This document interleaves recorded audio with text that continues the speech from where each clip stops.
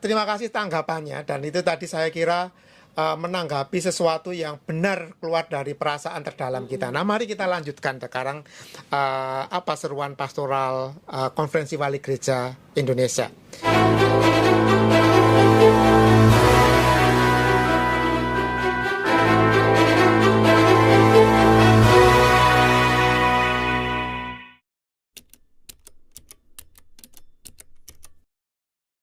Ini paragraf berikutnya.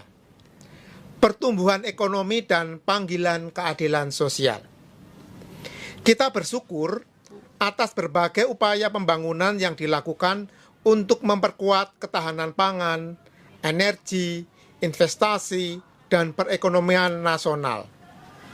Namun, di tengah berbagai cita-cita luhur dan capaian tersebut, kita juga mendengar jeritan banyak masyarakat kecil yang masih bergumul dengan pengangguran, ketidakpastian ekonomi, kenaikan biaya hidup, dan ketimpangan sosial yang terus melebar. Angka-angka pertumbuhan ekonomi belum selalu dirasakan secara nyata oleh masyarakat di akar rumput. Kita prihatin ketika korupsi, penyalahgunaan kekuasaan, dan dominasi kepentingan ekonomi tertentu masih melukai rasa keadilan masyarakat. Dalam situasi seperti ini, bangsa kita memerlukan tata kelola yang semakin jujur, transparan, terpercaya, berpihak kepada kaum kecil, dan sungguh mengutamakan kesejahteraan bersama. Program-program kerakyatan yang baik perlu terus diperkuat melalui pengawasan, partisipasi publik, dan pengelolaan yang bertanggung jawab agar benar-benar menyentuh kebutuhan rakyat kecil. Saat ada program yang tampaknya mengganggu stabilitas ekonomi dan sosial, kita perlu rendah hati dan berani mengevaluasi dan merevisi, bahkan membatalkan demi cita-cita pembangunan bangsa yang luhur. Gereja percaya bahwa ekonomi harus tetap berakar pada martabat manusia. Pembangunan tidak boleh meninggalkan kaum miskin, petani kecil, nelayan, buruh, masyarakat adat, dan mereka yang hidup di pinggiran. Politik dan ekonomi sejatinya merupakan sarana pelayanan demi kesejahteraan umum, bukan sekedar perebutan kepentingan dan keuntungan kelompok tertentu.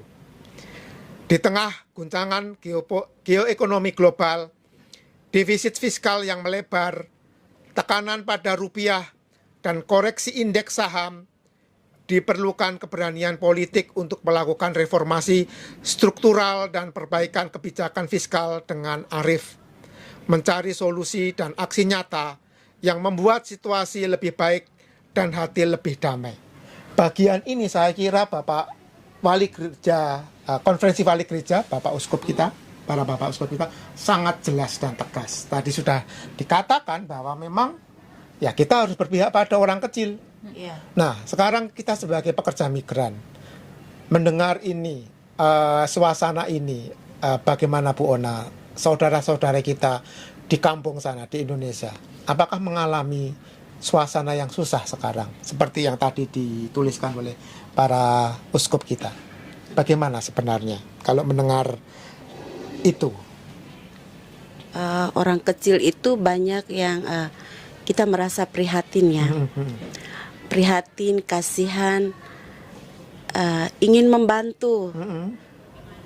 Keinginan untuk membantu itu besar, cuman kita sendiri juga susah bekerja di sini. Jadi kembali lagi ke pemerintah. Itu sebagai suatu PR untuk pemerintah bahwa jangan mementingkan golongan sendiri. Betul. Atau duduk enak di kursi sementara rakyat kecil sudah melarat tambah melarat. Oke. Apakah memang sebagai pekerja migran terasa sekarang? Rasa. Keluarga-keluarga di Indonesia bagaimana? Kita merasa karena kita berpisah ya tentunya, dan itu kerinduan dan berat. berat bagi kita. Di satu sisi pemerintah tidak menyiapkan lapangan kerja dan di sana gajinya juga standar dan kita harus meninggalkan keluarga, anak untuk merantau. Di sini kita kayak bingung, punya pengharapan bahwa suatu hari nanti kita akan merubah hidup kita atau merubah masa depan anak kita.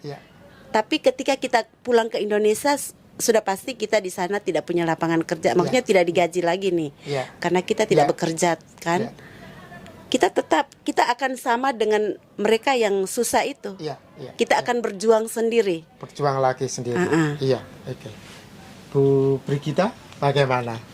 Ketika mendengar paragraf tadi yang saya bacakan, apa yang muncul dalam pikiran dan perasaan? Muncul dalam pikiran dan perasaan saya itu ya, di Indonesia itu kan lapangan pekerjaan saya rasa masih kurang ya kalau untuk masyarakat, karena dengan banyak masyarakat, lapangan kerja kurang, gaji juga masih di bawah standar, tidak cukup untuk hidup sebulan itu, dalam gaji sebulan itu.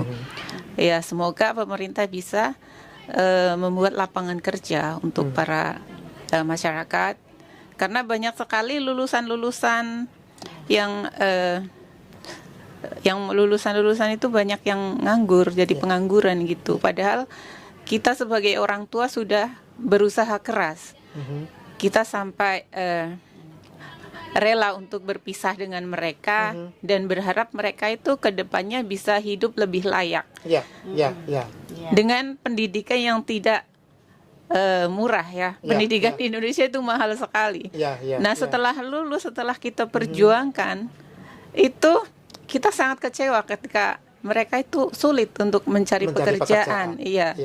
Jadi kayak kita tuh sebagai orang tua yang sudah berusaha itu kadang juga kita putus asa. Jadi ya saya harap semua pemerintah bisa menambah lapangan pekerja dan juga gaji yang layak untuk kita semua. Baik. Sekian Mbak Didi. Bu Marta, bagaimana dengar keluarga di sana? Apakah sekarang susah beli sesuatu di Lampung sana? Ya, saya tuh sering ngobrol sama adik saya ya. Kadang-kadang ngomongin tentang pemerintah, tentang kehidupan, bagaimana di Indonesia, bagaimana cara negara kita itu bekerja atau gimana ya. Karena saya pikir kalau di Indonesia itu tanah kita itu luas banget, banyak tanah-tanah yang kosong yang nggak tanamin kayak gitu ya. Itu kayaknya itu perlu pemerintah yang terjun, maksudnya untuk memberikan alat-alat peralatan untuk petani gitu ya. Kalau petani ya bajak kah itu kan sekarang saya melihat kalau tanam padi di sawah itu ada yang buat nanam itu udah ada loh, mesin traktor buat nanam itu sekarang sudah ada. Nah, misalkan itu daripada uang diambur-amburin, kadang nggak berguna gitu ya. Lebih baik kan dibelikan alat-alat untuk misalkan menanam singkong gitu kan. Palawija. Terus pokoknya dikasih peralatan supaya memudahkan petani itu untuk berusaha menanam supaya kehidupan juga itu lebih layak seperti itu ya. Nah, kadang-kadang cerita saya itu banyak sama adik saya itu ya, cuman gimana gitu ya. Maksudnya nggak ada kemajuan gitu ya. Masalah gaji guru aja.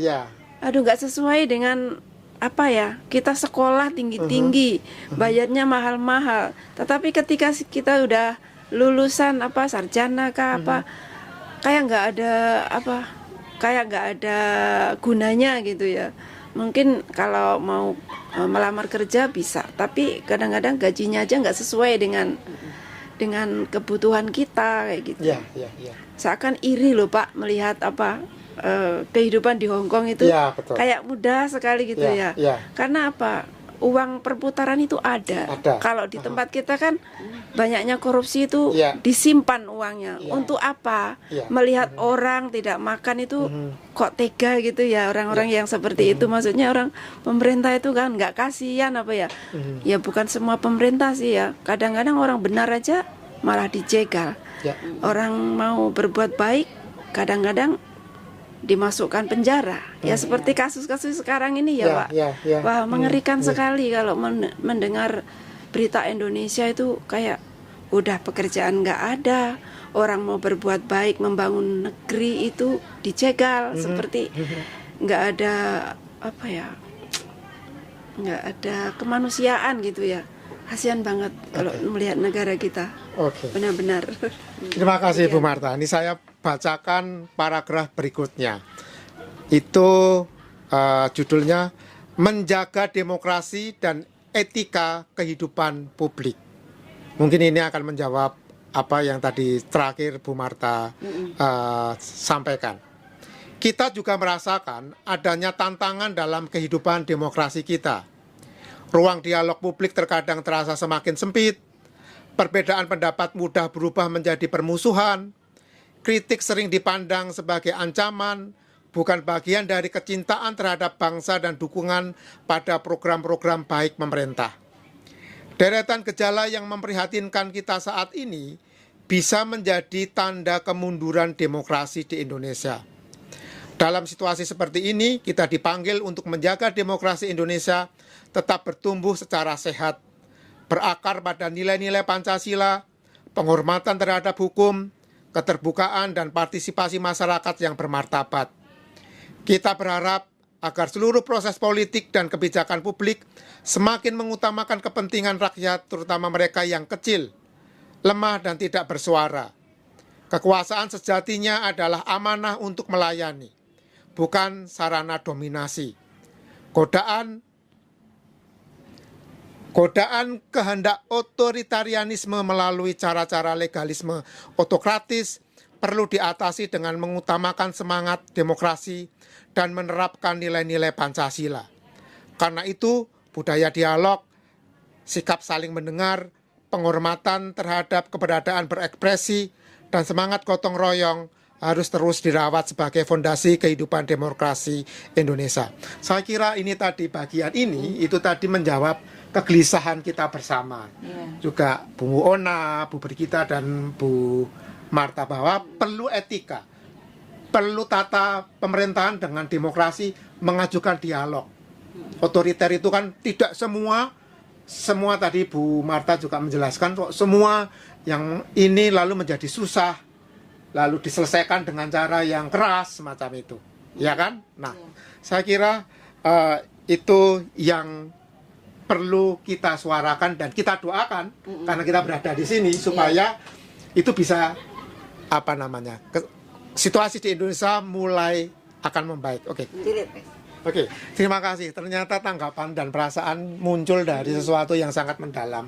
Karena memang ini melibatkan apa yang seruan pastoral Konferensi Vali Gereja itu sebenarnya mewakili apa yang kita rasakan sekarang. Mau apalagi kalau di Indonesia itu sangat merasakan, dan yang di luar negeri juga tetap merasakan karena kita terkoneksi dengan emosi saudara-saudara kita di sana.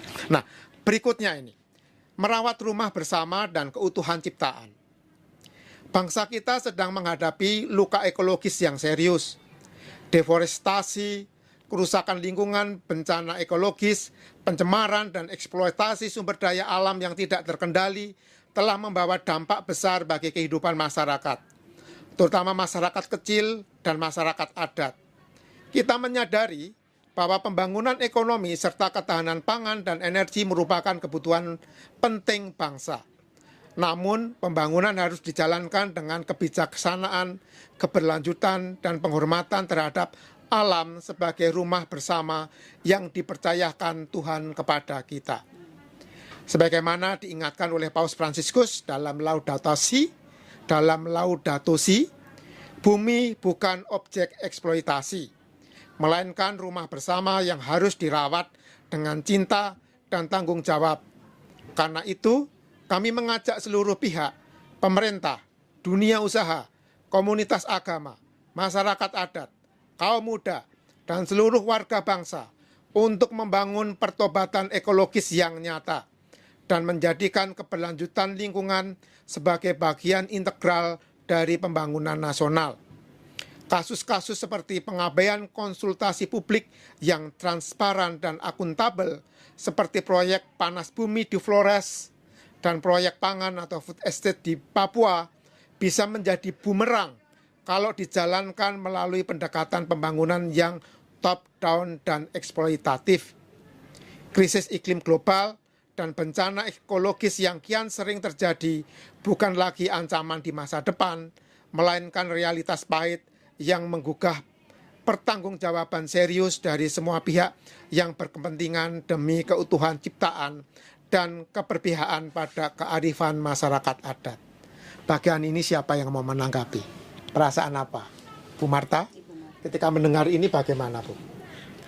Saya turut prihatin sekali ya dengan bumi kita yang seakan sudah terlalu banyak digali tambangnya, tetapi tidak diurus. Jadi saya merasa pingin sekali menyuarakan hati saya supaya kita bersama-sama itu bisa merawat bumi kita seperti yang dikatakan Bapak Paus, supaya kita itu merawat bumi kita. Tidak hanya menebang, tidak hanya mengeruk, tidak hanya mengambil, tetapi tidak mengembalikan secara menanam kembali ataupun memperbaikinya. Jadi tidak boleh seenaknya. Kita juga harus merawat bumi supaya ada kembali pertumbuhan seperti itu. Supaya tidak dunia ini semakin panas saja karena banyak pohon yang ditebang atau pokoknya apa ya, saya nggak bisa ngomong banyak, tapi inilah yang saya rasakan seakan tidak adil manusia ini mengambil tetapi tidak mau mengurus seperti itu. Oke, ternyata diam-diam Bu Marta ini mengamati perkembangan ekologis itu juga. Oke, terima kasih.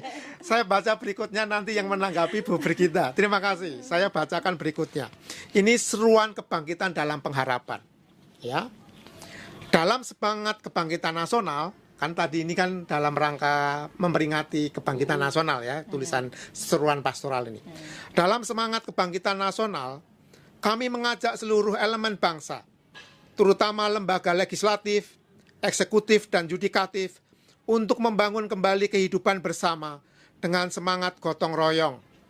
Saat berkunjung ke Indonesia pada 3-6 September 2024, Sri Paus Fransiskus memuji bangsa Indonesia yang menghidupi semangat gotong royong yang bersama Bhinneka Tunggal Ika dan Pancasila merupakan fondasi yang kuat bagi masyarakat Indonesia untuk mengatasi perbedaan dan mencapai keadilan. Bagi Bapak Suci Paus Fransiskus, gotong royong lahir dari ketulusan dan kerendahan hati untuk melayani sesama. Yang pertama, bagian pertama ini, refleksinya. Merefleksikan makna kebangkitan nasional dalam konteks Indonesia hari ini. Kebangkitan bukan sekedar mengenai masa lalu, tetapi juga membangun sejarah masa depan bersama, dengan keberanian untuk menghadapi realitas pahit dan tantangan hari ini, dalam kejernihan nurani yang peka dan semangat profetis. Marilah kita menghidupkan kembali semangat kebangsaan yang berakar pada kasih kepada sesama, keberpihakan kepada yang lemah, dan tanggung jawab bersama terhadap masa depan Indonesia. Ini berarti kesediaan untuk secara rendah hati dan jujur mengevaluasi kebijakan dan praktik politik yang berpotensi memperparah kondisi krisis dan membuka diri terhadap kritik konstruktif dari masyarakat. Bu Brigita, apa perasaannya mendengar yang tadi saya bacakan?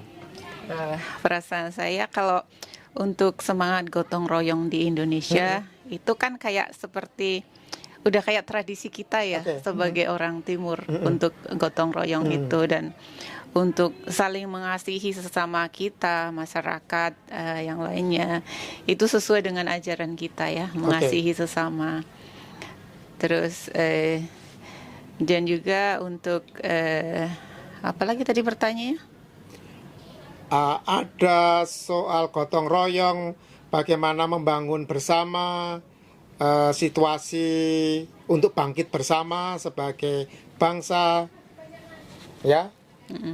Bagaimana bangkit bersama sebagai bangsa itu menurut Bu Brigita sebagai orang kecil, sebagai pekerja migran di Hong Kong, rasanya seperti apa? Ya, kita harus saling saling membantu ya. Karena kita tidak bisa bekerja sendiri. Ya. Kita butuh orang lain bekerja sama agar kita bisa bangkit dari keterpurukan ataupun dari kadang kita tuh merasa tidak bisa apa-apa gitu ya. Nah, kita butuh orang lain untuk membimbing kita atau menarik kita dari keterpurukan tersebut. Oke, tepat. Terima kasih. Nah, ini sekarang berikutnya giliran Bu Ona ini. Saya bacakan. Ini 2 dan ketiga paragraf refleksinya. Yang kedua, membangun solidaritas dan keberpihakan pada yang terpinggirkan. Marilah kita mengutamakan martabat manusia dan kesejahteraan umum dalam setiap kebijakan ekonomi, politik, sosial, dan pembangunan nasional. Marilah kita berpihak pada kaum miskin, terpinggirkan, dan rentan untuk memperjuangkan keadilan sosial dan ekologi secara konkret. Hal ini termasuk memastikan bahwa seluruh program pembangunan seperti hilirisasi serta ketahanan pangan dan energi tidak mengorbankan hak-hak masyarakat adat dan merusak kelestarian lingkungan. Yang ketiga, merevitalisasi demokrasi Pancasila dan etika publik. Marilah kita memperkuat budaya demokrasi yang sehat melalui dialog, partisipasi publik, penghormatan terhadap hukum, dan pendidikan politik yang bermoral dan beretika. Kita menolak rencana dan cara yang berkecenderungan otoritarianisme, militerisme, dan sentralisasi kekuasaan. Sebaliknya, kita menjunjung tinggi supremasi hukum yang berkeadilan tanpa pandang bulu. Jangan sampai ada orang yang tidak bersalah malah didakwa dan dijatuhi hukuman, dan orang yang seharusnya mempertanggungjawabkan perbuatan salahnya malah dinyatakan tidak bersalah. Pendidikan politik etis berbasis nilai-nilai Pancasila harus digalakkan untuk menumbuhkan kesadaran kritis warga negara terhadap dinamika kekuasaan. Kesan apa Bu Ona ketika saya membacakan 2 paragraf itu tadi? Setuju? Ada yang setuju, ada yang tidak setuju. Karena saya tidak setuju karena sekarang itu aturannya berbeda. Aturan apa? Yang benar disalahkan. Ya. Yang salah dibenarkan. Jadi kita bingung. Kita tidak berpegang pada kedaulatan Pancasila tadi. Ya. Persatuan itu sudah tidak ada. Sekarang kelompok. Jadi itu perlu ada kepedulian dan kasih. Ini aturan ini sekarang kita bingung ya. Yang benar itu dipenjarakan itu loh. Jadi kita merasa bahwa ini sebenarnya bagaimana dengan generasi kita yang akan datang? Iya. Karena aturan itu tidak sesuai dengan Pancasila tadi. Ya. Persatuan Indonesia. Itu sudah Hukum tidak hukum lemah. Hukum dilemahkan. Ibu merasakan benar. dan melihat itu ya. Jadi apalagi kita orang kecil ya. Kita tertindas. Yang mereka yang sudah salah, kalau orang itu berpengaruh, dia pasti dengan cara kau salah tetap tidak dipenjarakan. Dan kita yang orang kecil untuk makan kita mencuri, nenek-nenek rentan hanya mencuri pisang di kebun untuk makan karena dia lapar, malah dipenjara, dijatuhkan hukuman penjara. Itu sakit sekali ya. Prihatin sekali. Sementara yang korupsi bebas merdeka. Jadi kita merasa bahwa aturan ini sudah terbalik. Yang saya rasakan itu. Oke, terima kasih. 2 paragraf terakhir saya bacakan. Terserah nanti siapa yang mau menanggapi. Mendorong dialog dan rekonsiliasi yang substantif.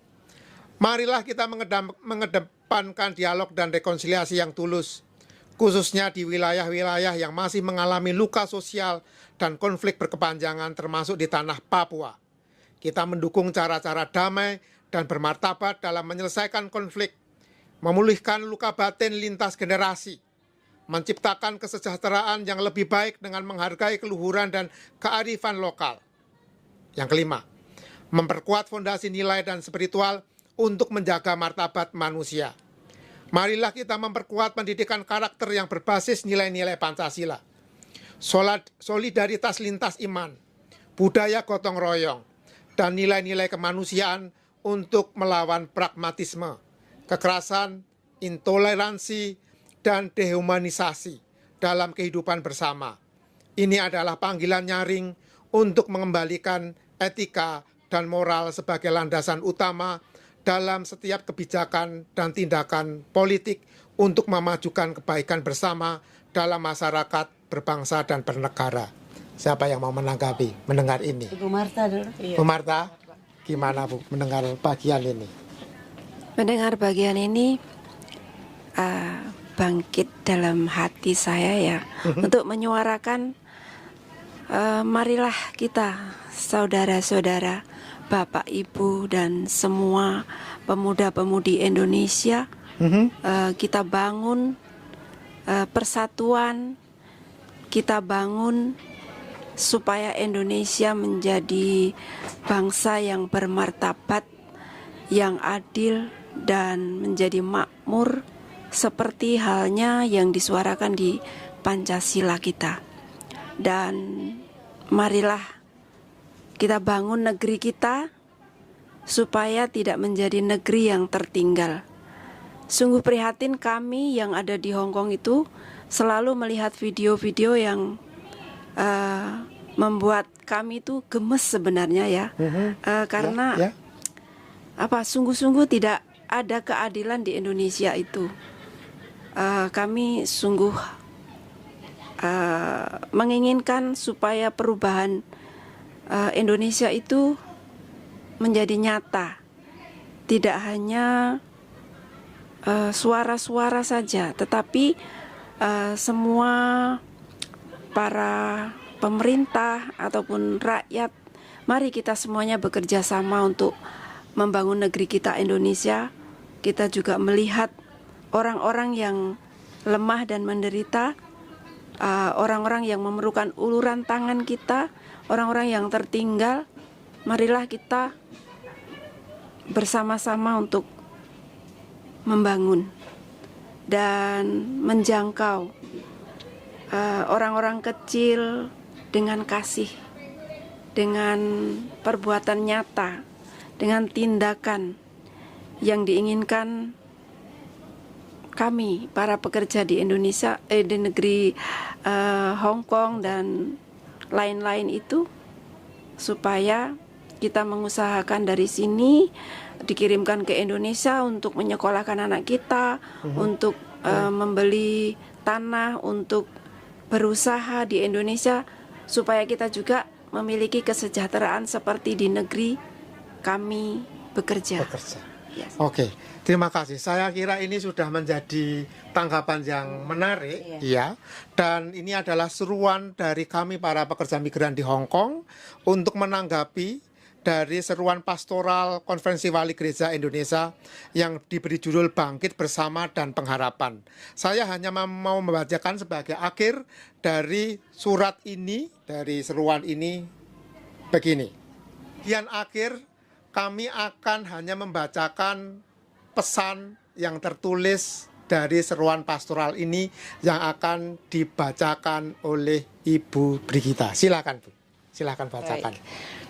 Saudara-saudara terkasih, dalam semangat Hari Kebangkitan Nasional, kita diingatkan bahwa bangsa ini lahir bukan dari kekuatan modal atau pasar, melainkan dari kesadaran akan persatuan, solidaritas, dan perjuangan bersama demi martabat manusia.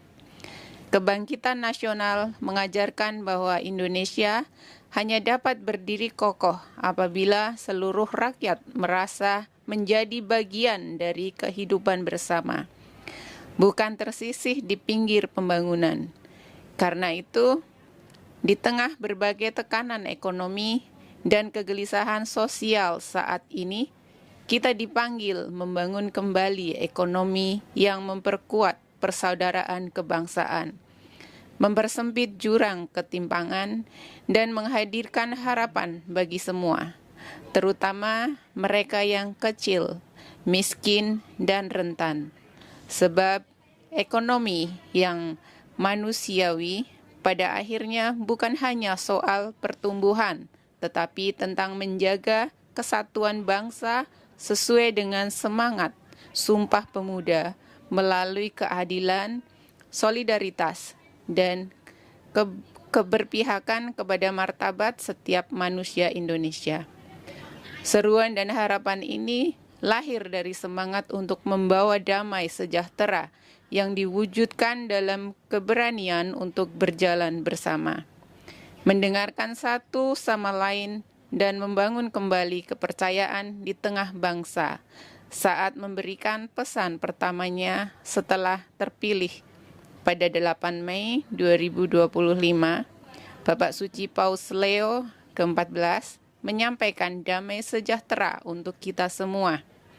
Kita diajak untuk membangun jembatan kasih melalui dialog dan perjumpaan, bersatu sebagai satu umat, selalu dalam damai dengan semangat sinodal. Berjalan bersama, marilah kita menjaga Indonesia sebagai rumah kita bersama yang adil, beradab, damai, dan bermartabat. Terima kasih. Dan di situ tertera bersama dengan seluruh uskup Indonesia kami menyampaikan salam damai Jakarta 20 Mei 2026, salam dan damai Konferensi Wali Gereja Indonesia, tertanda Monsinyur Antonius Bianto Benyamin OSC, Ketua KEWI, dan Monsinyur Adriano Sunarko OFM, Sekretaris Jenderal KWI. Terima kasih Bu Marta, Bu Brigita, Ibu Ona atas pembacaan bersama dan tanggapannya terhadap seruan pastoral kita. Semoga bermanfaat untuk komunitas kita. Amin. Berjumpa pada episode selanjutnya. Bye.